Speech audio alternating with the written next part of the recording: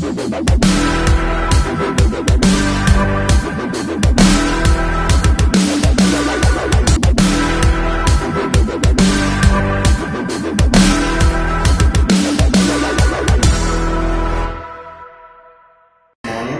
so from wherever you're tuning from, the program is The Living Earth with me, Tracy, on Crowder Radio 104.5 Love FM. And if you're streaming on the YouTube channel, you're still welcome as well from whichever part of the world you're tuning.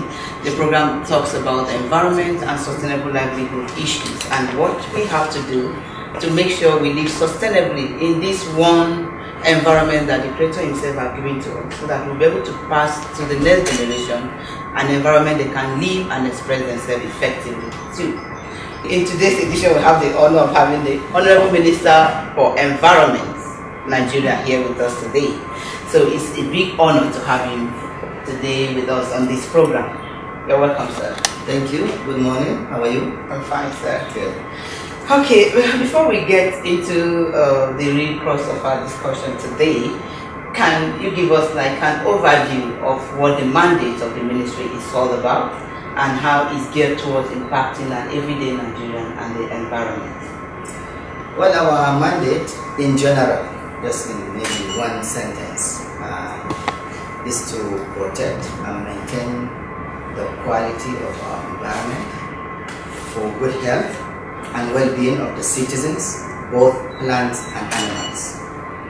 Also, to promote the use of natural resources sustainably for the use of the next generation, while we derive all the benefit today, but to make sure we leave it intact so that the next generation can also enjoy the same thing. We also have the mandate of ensuring research and development in the environmental sector for, again, sustainable development and use of the environment, to restore the ecosystem, the ecological quality of the environment anywhere we have issues with that. We have issues of erosion, flooding, all those things are part of the mandate of the ministry to maintain and to restore that. Is part of our mandate. Also raising awareness, public awareness on the linkages of all environmental sectors. Environment is connected. Whether you are talking about water, you are talking about air, you are talking about land, they are all interconnected. If one is impacted, the others might as well also be impacted. Also, one of our mandates is to cooperate with other sister agencies, Ministry of Health, Water Resources, all relevant agencies, including agencies that you might think are not related to environment. Maybe let's say Women Affairs, Education. These are all agencies that together we cooperate. Why? Because the environment is holistic. Everything else is happening in the environment, and so everyone has a role to play. And lastly, also to maintain cooperation with international organizations, other countries, because again, what happens in Nigeria can affect Ghana, can even affect America, because the environment is all interconnected. You can have a stream of wind that can blow from here to Niger or to countries beyond that. So these are really the mandate of the ministry. Wow, that is quite vast, and there is a whole lot to talk about on that. I'm almost tempted to go into that, but then we'll really come back to that, because that is what an everyday Nigerian will really want to know, how that impacts on him critically, looking at this mandate. Okay, fine. Some of these issues that you've mentioned are bordered on ecological system and the holistic environment itself. Yes. Yeah. What are the critical things you're doing to contain some of such exposures, especially with this recent outbreak of diseases like Lassa fever, and then the one we want to come close, the coronavirus? Yes.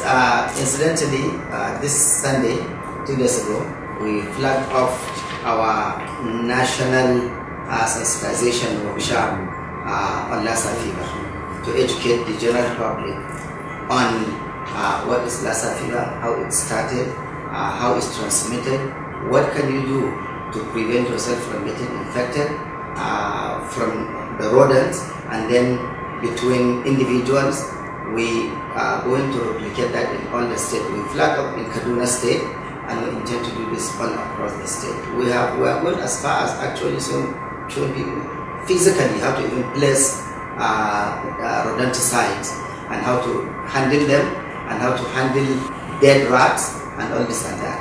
Because the infected rats, whether dead or alive, can still infect you with any of the fluid, feces, urine, blood, you name it. So these are some of the things we are doing on the Lassa fever. And we have the environmental health officers in all the 36 states of the Federation. And we are also cooperating with state and local government to make sure that we get the news where it's needed and at when it's needed.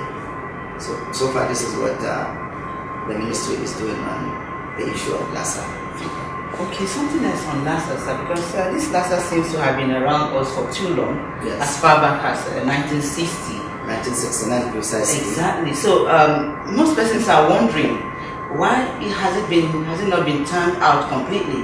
Because if we could have so much energy put in to this other one that happened some time ago that was airborne, in fact Nigeria was really given a kudos for handling it effectively.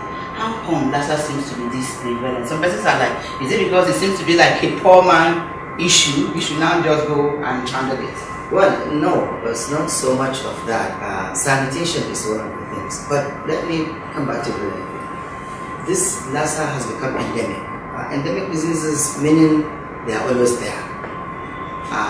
And the Lassa rats ordinarily are usually out in the fields where there are crops because they feed on farm produce.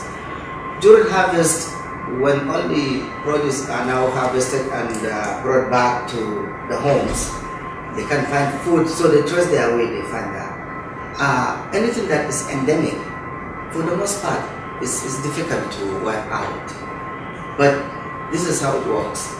There are seasons when it will be on the rise, like I said, when the food is brought home. But also there are ways that you can do to keep it, cover it. When the rat comes to your house today, tomorrow, and cannot find food, they go away. When there is neatness, cleanliness, again, that's not what they are looking for. They are looking for dirtiness, things that they can find and scavenge on. So these are some of the reasons that endemic diseases for the most part remain, especially with this kind, where the rodents will get away, will go and stay for a long time and you won't see them. But then they can come back. So until you can get rid of this rodent that are infected with the Lassa virus, when they leave the house, they are gone. Yes, will not be infected, but then they can come back. So the task is, can we eradicate all rats? The chances are, and there are certain, whether they are insects or small animals like rats, that are part and parcel of human existence. These things have been around for years. But the good thing is, you can keep them away. You can keep them away. And the next good thing is also that the Lassa fever is curable. But whether something is curable or not, the best way is for you not to get infected. Okay, before I leave that Lassa thing again, because it seems to affect so many people, beyond just creating awareness, in the marketplaces, we know that the central storage point is always uniform in most markets. Yes. So people can actually keep their homes clean. Yes. But they could now get infected food from those storage points in the market. What is the ministry doing to curtail that? Especially even looking at our road corridors too. When you're coming into Abuja from Benue, you see them spreading food across on those because they don't have maybe a better processing system. Is there anything the ministry is doing to curtail that? Yes, and that is part of the education. We are taking our campaign not just to homes, to markets, to motor parks, to schools, all places, dwelling places, because rats are always there. And also to tell people to make sure any foodstuff is covered, is kept neatly covered, so that when the rat come, they don't find food, they will not come back. It's when they find food that they will. People spreading food, like you said, yes, on the roadside, on highways, very bad practice. we have been trying to educate people also to not do that. The main thing is to educate people, to tell them the ills of doing that thing that they are doing that is making them sick. And you can only drive that point home as much as you can and hope that the people will buy in.